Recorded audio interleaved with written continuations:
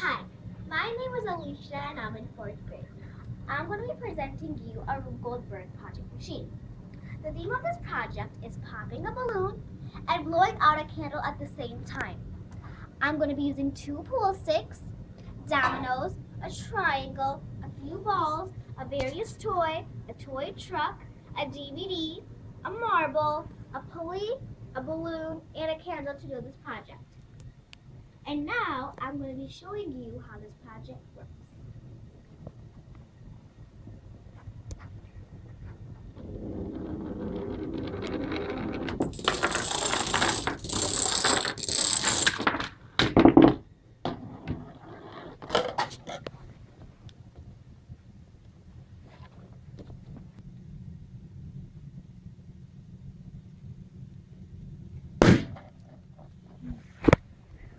Yes, my mission is accomplished.